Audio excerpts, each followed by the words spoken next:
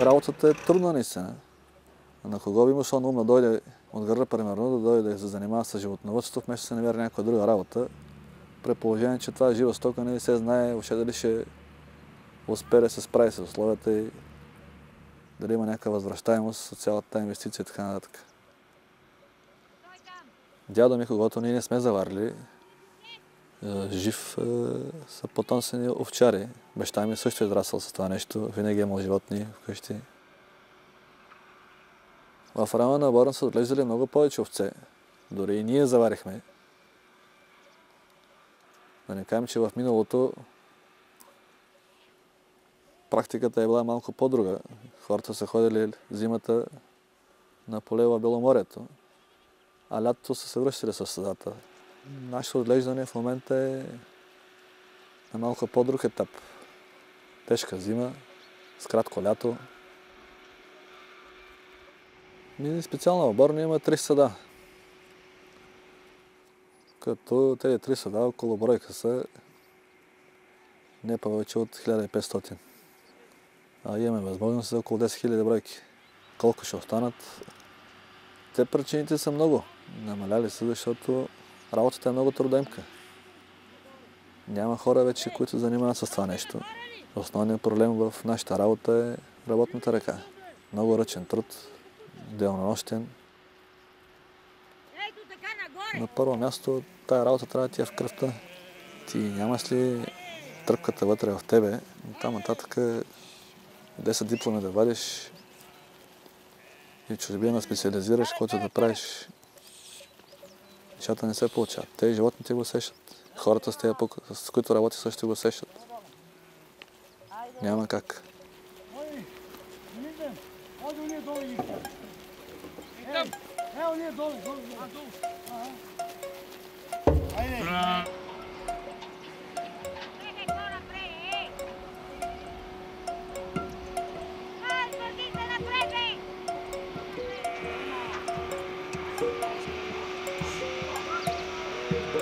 Нашето старо е от 600 глави. В момента среднородопска овца. Отглеждаме местна порода. Предимствата са това, че е приспособена към нашите условия. А недостатъците са това, че нашите животни са малко по-нископродуктивни. Но пък качеството на продукцията мислиме, че е по-различно. Ние се сътрудничим пряко, членуваме в местна развъдна асоциация, чрез която всъщност се развиваме тази селекционна дейност, за да може да отговаряме на определените критерии и условия за тази порода. 3-та година работим съвместно, вече имаме добри резултати. Получаваме малко по-високи субсидии на тези животни, които са сертифицирани от асоциацията.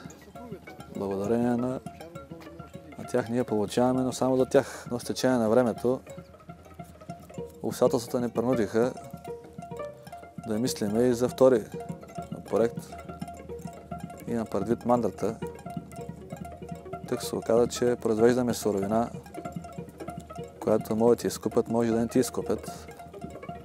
Или най-малкото могат да изкупят на каквато цена решат. Решихме, че да търсиме варианти да затваряме цикъла.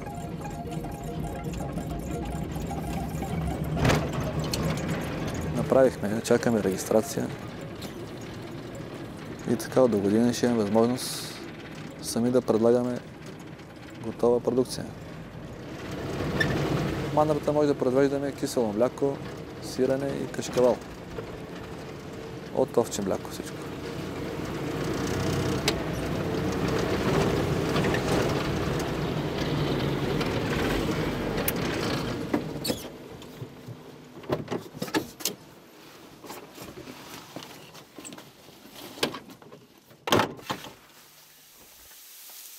Ставаме рано, в 5 часа се почва да съдят овцете. До 7 часа трябва да се приключили, трябва да се ядали на паша. И боледуват. Както знаете, миналата година настигна и така наречения син език. Търпиме и загуби. Мечки, вълци, имаме си от всичко. Миналата година имаме 10 бройки жертви от вълци.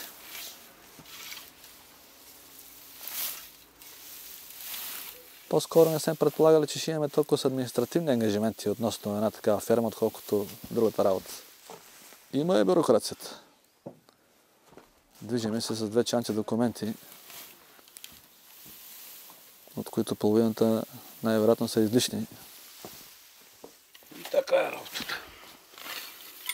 Ние нямаме сертификати от такива сертифициращи органи, за да може да твърдим, че този продукт е екологично чист. В крайна сметка, за мен екологично чист продукт е, ако те овце въобще не са яли никакъв фураж и така нататък.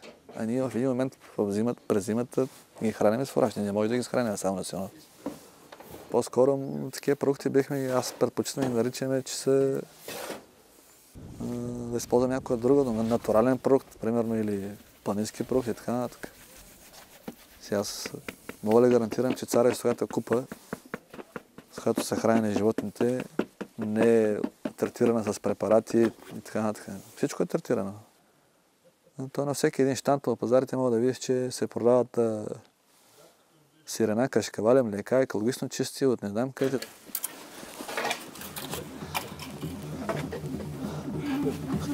Така.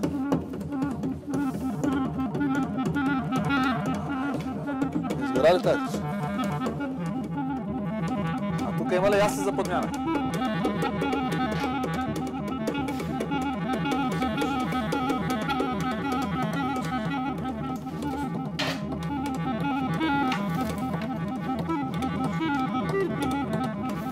Ние не обработваме 20 тона на ден.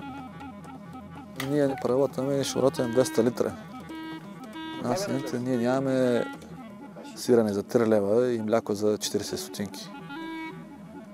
Нас се интересуват една група хора, които са готови да оценят по достоинство нашия продукт и да дадат една по-добра цена за това нещо. Големите вериги за мен само източват колко наши производители истински са големите вериги. В нашите вериги идват и агната и от Нова Зеландия, не само от Румъния. Нова Зеландия е на другия край на земното кълбо. И то на доста атрактивни цени. Как се постига това нещо?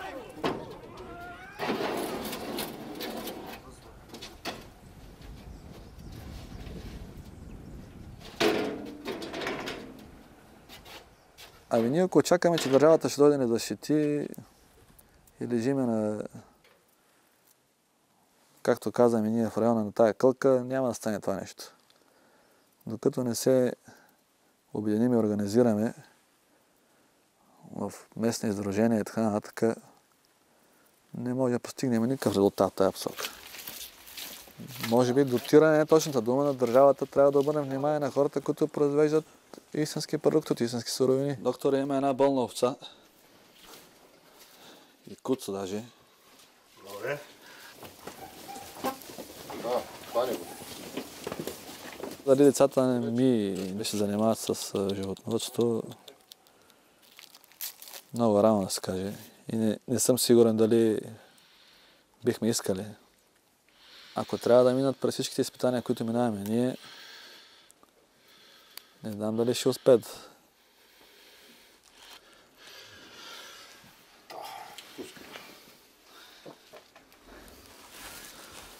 Стане бе.